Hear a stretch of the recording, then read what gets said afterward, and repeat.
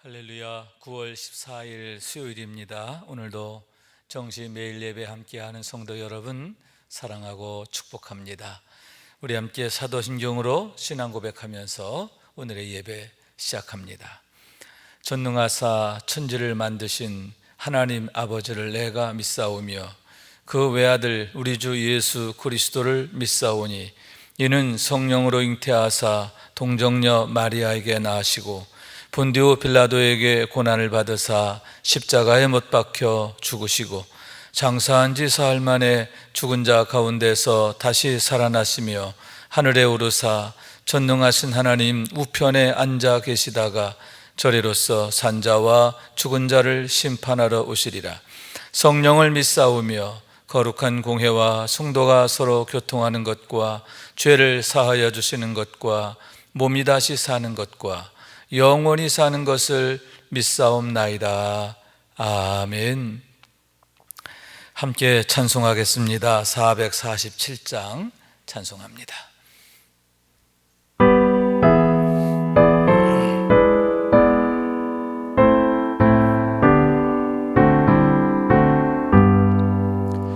이 세상 끝날까지 주 섬겨 살리니 내 친구 되신 주여 늘 함께 하소서. 주 나와 함께 하면 전쟁도 겁없고 주 나를 인도하면 늘 안심하리라. 나 주를 따를 때에 주 약속하신 것 그 영광 중에 모두 이루어 주소서. 나 주의 뒤를 따라 섬기며 살리니 그 크신 은혜 속에 날 인도하소서. 이 세상 온갖 시험 내 마음을 흔들고 악한 원수들이 안팎에 있으나 주 나를 돌보시사 내 방패 되시고 내 옆에 계신 것을 늘 알게 하소서. 저 영광 빛난 곳을 주 허락했으니 그 허락하신 곳을 늘 사모합니다. 끝까지 쉬지 않고 주 따라가리니 주 넓은 사랑으로 늘 인도하소서.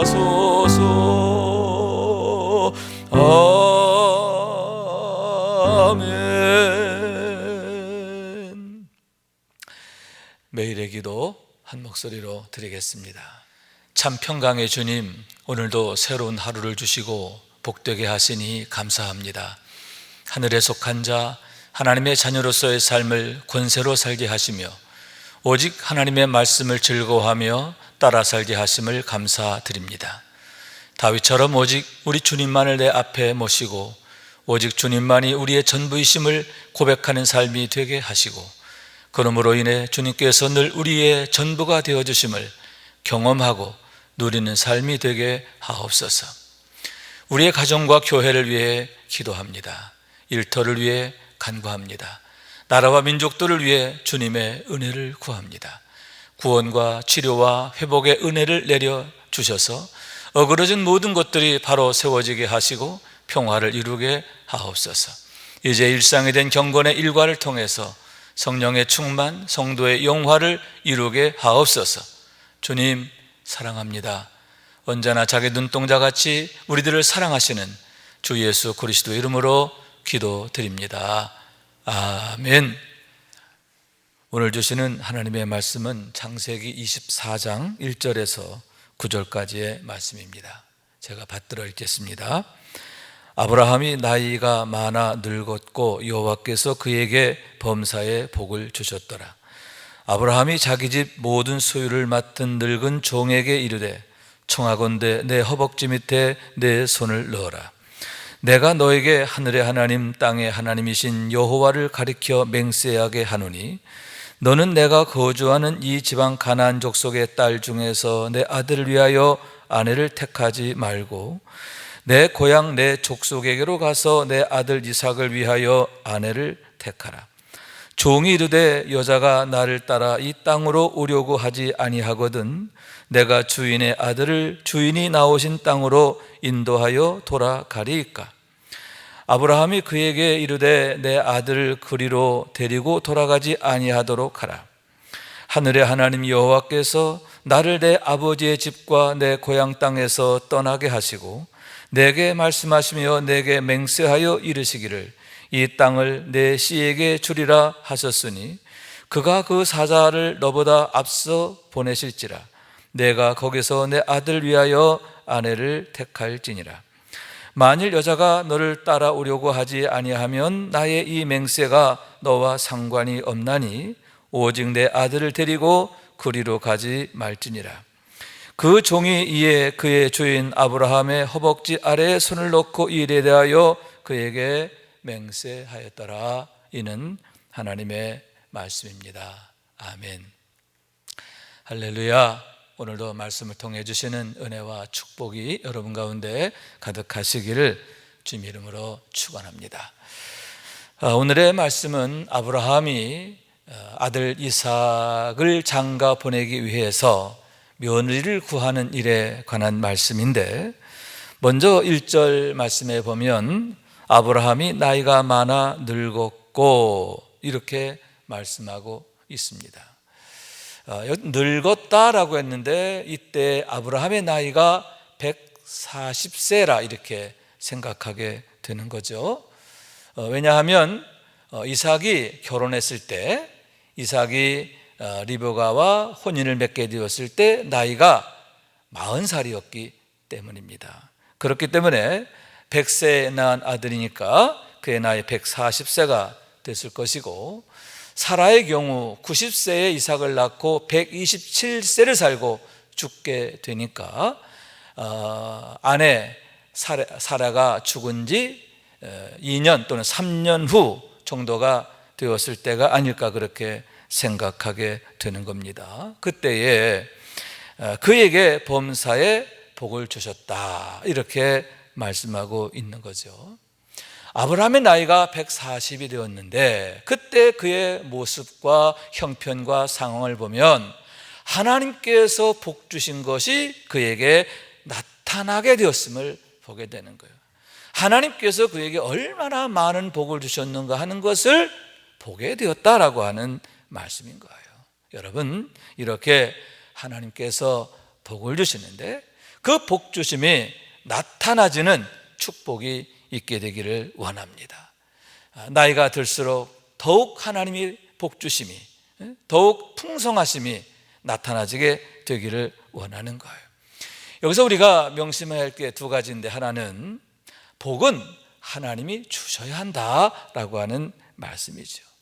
당시에 복은 소유 또는 성공, 번영, 생산, 장수 이런 것들을 복이라 했는데, 하나님께서 얼마나 많은 소유를 주셨느냐, 또 성공, 얼마나 그가 사회적으로 또 영향력이 있는 그런 위치를 얻게 되었느냐, 또 번영, 얼마나 그가 형통했느냐, 생산, 자녀가 있느냐, 또 장수, 건강하게 오래 살았느냐 하는 면에서 그 어느 것 하나 빠지지 않는 그런 모습이었음을 보게 되는 거죠.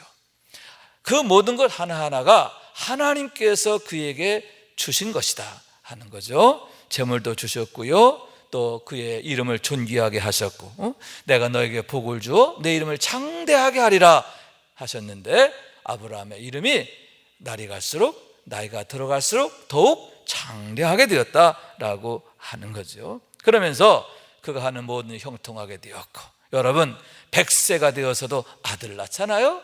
정말 이런 놀라운 일이 없는 겁니다. 이런 축복. 또 140이 되었어도 여전히 건강한 그의 모습을 보게 되는데, 하나님께서 아브라함에게 얼마나 많은 복을 주셨는가 하는 것과 함께 그 모든 것 하나님께서 주셨다라고 하는 얘기입니다. 아울러 여러분, 하나님께서 아무리 복을 주셔도 그 복을 받을 그릇이 제대로 되지 않으면 다 쏟아버리게 되죠.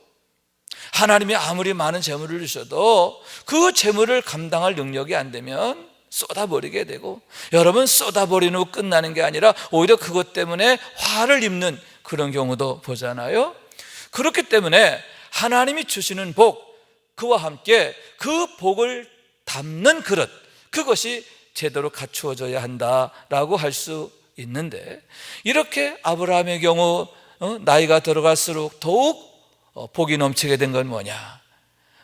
그가 그릇이 잘 준비가 되어 있었다는 거죠. 하나님께서 그에게 주신 복을 하나도 쏟아버리지 않고 고스란히 담게 되었음을 보게 되는데, 그의 믿음, 그의 순종, 그의 충성, 겸손, 이런 모든 것들이 축복의 그릇으로 나타나게 되었음을 보게 되는 거예요. 자, 그럴 때 2절 말씀이죠.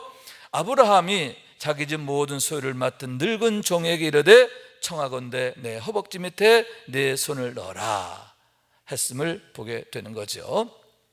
아브라함이 당신의 집에서 모든 이제 일을 도맡아 하는 경륜이 높은 아주 이렇게 관록이 있는 그런 종을 불렀다라고 하는 거죠. 종들 중에 우두머리가 아니었을까 하고요, 학자들의 말에 의하면 아마도 엘리에셀이 아닐까 그렇게 생각합니다. 그를 불러서 내 허벅지 밑에 손을 넣어라 이렇게 청하게 됐다는 거죠. 여기서 허벅지라고 했습니다만은 이 원어를 보면 이 생식기를 말해요. 좀 이렇게 좀 적절치 않은 모습처럼 보이죠. 좀 민망한 그런 모습처럼 보이는데, 당시에 베두인들이 그렇게 했고요, 지금까지도 베두인들에게는 그런 전통이 있다고 합니다. 어떤 맹세를 할 때에 남자의 사타구니 밑에 이렇게 손을 넣게 하고 맹세하게 했다라고 하는 거죠. 자, 그러면 왜 참 민망스럽게도 사타구니 밑에 손을 넣게 하고 맹세하게 했느냐? 여러분, 남자의 생식기 그 부분은 뭐예요? 생명과 관계 있잖아요. 생명. 그 자손들과 관계가 있는 거거든요. 그러니까 내가 만약 나와 맺은 맹세를 어기면 내 생명이 끊어질 거다 하는 것과 함께 하나 더, 내 후손들이 저주를 받을 것이다, 내 후손들이 끊어지게 될 거다라고 하는 그런 무서운 그런 거예요. 그러니까 그 맹세가 얼마나 엄미한 맹세가 되는가 하는 얘기인데, 그렇게 생명을 걸고 맹세하는 그런 의미가 있다라고 하는 거죠. 그와 더불어서 한 가지 더 의미를 갖는다면, 여러분 이제 그 생식기 거기서 통해서 다음 세대가 태어나고 그 다음 세대가 이어지게 되는 거 아닙니까? 대대로 충성하겠다라고 하는, 대대로 충성하는 것에 대한 맹세를 받는 것, 그런 의미도 갖고 있다는 거 하는. 어쨌든 간에 굳은 맹세, 절대 어기면 안 된다라고 하는 굳은 맹세를 위해서 그와 같이 아브라함이 자기 허벅지 밑에 손을 놓게 했다라고 하는 말씀인 거예요. 자, 그러면서 뭐라고 이제 당부를 하게 되느냐 하면, 이제 맹세를 하게 한 목적이죠. 4절 말씀인데요. 3절 4절 말씀인데요.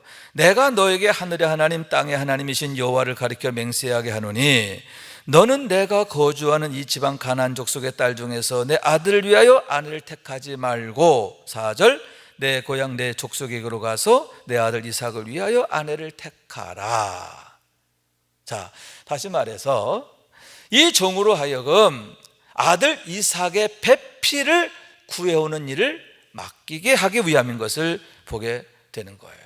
그런데 가나안 땅에서 구하지 말고 내 고향, 내 족속에게로 가서 며느리감을 구해오라, 이렇게 말하게 되었음을 보게 되는 겁니다. 당시 아브라함은 헤브론에 거주하고 있었습니다. 헤브론에는 사라의 무덤이 있죠. 거기에 이제 거주하게 되는데 주변에 가나안 7족속들과 함께 어우러져 살게 되는 겁니다. 특히 헷 족속들이 이제 그곳에 많이 있는데 그들 중에서 가나안족들의 가정에서 여자를 데려오지 말고 그들 중에 딸을 데려오지 말고 자기 고향 어디냐면 메소포타미아 지역을 말해요. 다시 말해서 하란을 의미하는데 하란으로까지 가서 거기에서 며느리감을 데려와라, 이렇게 명하게 됐던 겁니다. 그러자 그 종이 아브라함에게 묻습니다. 그러면 제가 거기로 가서 며느리감을 데려오는데 만약 아가씨가 며느리감이 될 만한 사람이 이곳으로 따라오지 않겠다라고 하면 어떻게 합니까? 그럴 경우에는 다시 와서 이삭을 그리로 데려갑니까? 이렇게 여쭙게 됐다라고 하는 거죠. 그러자 아브라함이 분명히 말합니다. 어쩌면 맹세케한 목적이 여기에 있는 것 같아요. 6절 말씀인데 아브라함이 그에게 이르되 내 아들을 그리로 데리고 돌아가지 아니하도록 하라. 안 된다는 거예요. 내 아들을 데리고 그리 갈 수가 없다는 거예요. 그러면서 뭐라고 말씀하냐면 7절 이하의 말씀인데 하나님께서 나로 하여금 그곳을 떠나 이 가나안 땅에 오게 하셨고 이 땅을 나와 내 자손에게 주시겠다 약속하셨어. 그러니까 분명히 하나님께서 하실 거야. 구체적으로 말해서 하나님께서 너보다 먼저 당신의 사자를 그곳에 보내사 그곳에서 내 아들의 배필이 될 사람을 하나님이 준비해 놓으셨을 거야. 그러니 너는 믿음으로 가면 돼, 이렇게 말씀하고 있는 거죠. 그러면서 만일 그 여자가 정 따라오지 않겠다고 하면 그러면 내가 내 앞에서 한 맹세는 내가 효과가 없어지는 거야. 그러니까 상관없어. 그러니까 데려오지 않아도 괜찮아. 그리고 너는 그냥 와도 괜찮아. 내가 나한테 맹세한 것 이거 효력을 내가 무효로 할게. 그러니까 걱정하지 말고 내가 말한 그대로 거기 가서 며느리감을 데려와라, 이렇게 명하게 되었고 이에 하인이 맹세하고 떠나게 되었음을 보게 되는 거죠. 자, 오늘의 말씀은 여기까지다라고 할 수가 있는 거죠. 자, 그러면 왜 아브라함은 이삭을 그곳으로 데려가게 하지 않고 그곳으로부터 데려와야 한다라고 했을까요?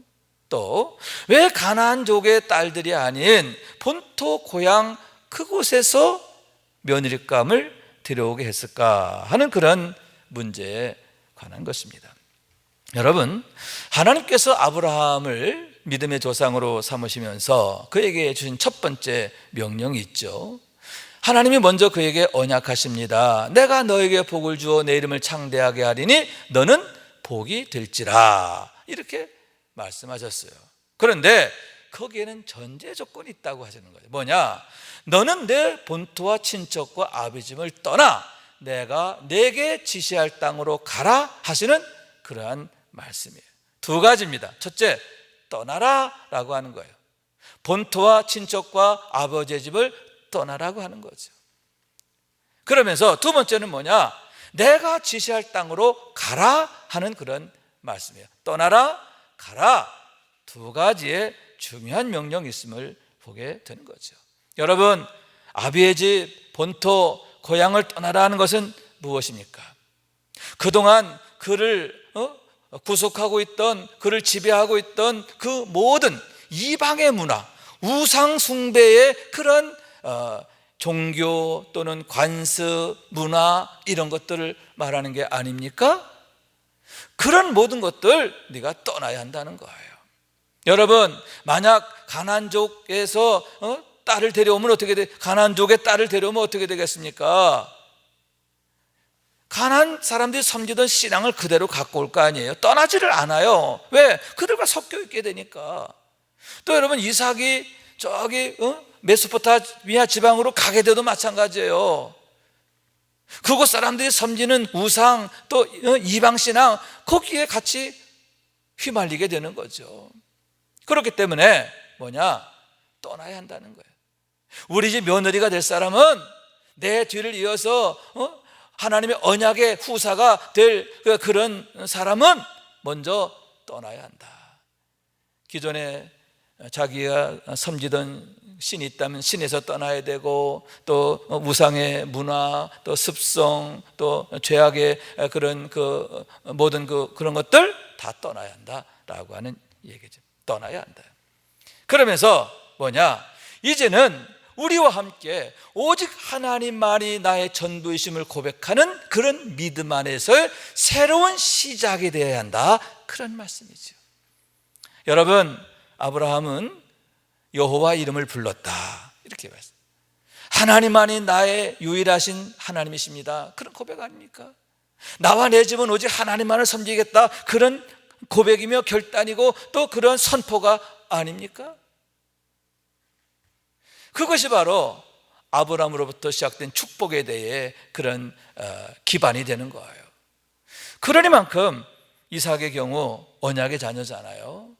그러니까 본토와 친척과 아비집을 나처럼 떠날 수 있는 사람, 그리고 나와 함께, 우리와 함께 같이 하나님만을 섬기기로 결단하고 새로운 시작을 할 수 있는 사람, 그런 사람이 되어야 한다는 그런 의미가 있는 거예요. 그런데 참 놀랍게도요, 정말 하나님께서 당신의 사자를 보내 예비하셔서 리브가를 만나게 하시고, 참 또 기가 막히잖아요. 리브가가 이 종이 리브가로 하여금 여차저차해서 저 헤브론으로 가나안 땅으로 가야 합니다. 그러니까 그 아가씨가 아예 따라가겠습니다, 마치 당연한 듯이 그렇게 하잖아요. 무슨 얘기예요?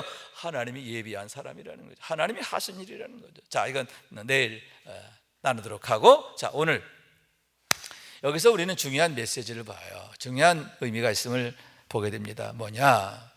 여러분, 아브라함도 그렇고 이삭도 그렇고 이 두 사람의 특징이 뭡니까? 하나님의 언약 안에 있는 사람이라는 거죠. 하나님의 언약을 품고 있는 사람, 하나님의 언약 안에 있는 그런 사람. 특히 이삭의 경우는 하나님의 언약에 의해서 태어났고 언약을 이을 자녀로 세워지게 되었음을 보게 되는 거죠. 자, 그렇기 때문에 여러분, 우리가 하나님의 언약, 여러분, 언약은 예수 그리스도, 언약의 본질은 예수 그리스도인 줄로 믿습니다. 우리가 예수를 주로 믿는 믿음으로 하나님의 언약의 백성으로 살려면 첫째, 떠나야 한다는 거예요. 여러분, 우리의 죄된 것에서 떠나야 합니다. 우리의 옛 생활을 완전히 떠나야 합니다. 온전한 회개, 온전한 세례를 통해서 거듭남이 되지 않으면 안 된다는 거죠. 갈대아 우르를 떠나라, 하란을 떠나라, 또 가나안 족속을 떠나라. 무슨 얘기냐? 온전한 회개가 돼야 한다는 거예요. 그렇습니다. 성도 여러분, 우리가 하나님의 언약의 백성으로 제대로 살려면 우리가 온전히 떠나야 합니다. 온전한 세례가 되어야 할 줄로 믿습니다. 온전한 회개가 되어야 할 줄로 믿습니다. 자, 그러므로 새로운 시작, 어떤 시작입니까? 예수 안에서의 시작이에요. 할렐루야. 하나님의 자녀, 하늘에 속한 자, 영에 속한 자로서의 새로운 시작인 줄로 믿습니다. 오직 하나님만이 나의 전부이십니다 고백하면서 항상 여호와 하나님만을 내 앞에 모시고 사는 삶, 그런 삶이 바로 하나님의 언약 안에 사는 그런 성도의 삶이 되는 줄로 믿습니다. 여러분, 이런 삶을 위해서 지금도 하나님은 우리를 부르시는 거예요. 아브라함이 종에게 맹세하게 하듯이 그곳을 떠나게 하고, 할렐루야, 죄된 생활을 떠나고 오직 믿음 안에서의 그런 복된 시작이 되어야 한다라고 하는 거예요. 그러므로 여러분, 항상 하나님만을 내 앞에 모시고, 아멘, 주의 말씀을 따라서, 성령을 따라서 충성하는 우리 모두가 될 수 있기를, 그래서 하나님의 언약의 때를 이루어가는 그런 주인공들 될 수 있기를 주님의 이름으로 축원합니다. 기도하겠어요. 자비하신 하나님, 감사합니다. 하나님의 언약의 주인공 되기 위해서, 하나님의 언약 안에서의 복된 삶을 위해서 먼저 온전한 떠남이 있어야 할 줄로 믿습니다. 늘 그러한 결단과 또 각오와 또 행동이 나타나는 삶이 되게 하여 주옵소서. 그리고 늘 우리가 성령을 따라, 말씀을 따라 영에 속한 자로의 삶을 살아야 할 줄로 믿습니다. 성령님, 늘 우리를 인도해 주시고 지켜 주옵소서. 그래서 날마다 하나님이 우리의 전부가 되어 주심을 늘 경험하는 축복된 삶이 되게 하옵소서. 주님의 이름으로 기도합니다. 아멘. 이제는 우리의 구세주가 되시며 대속자가 되시는 예수 그리스도의 구속의 은혜와 아버지 하나님의 사랑과 성령님의 교통하시는 은총이 오늘도 정시매일 예배를 통해서 경건의 일과를 세우고 성령 충만하며 성도의 영화 가운데 살기를 원하는 주의 사랑하는 모든 권속들 위에 영원토록 함께 하시기를 간절히 축원하옵나이다. 아멘.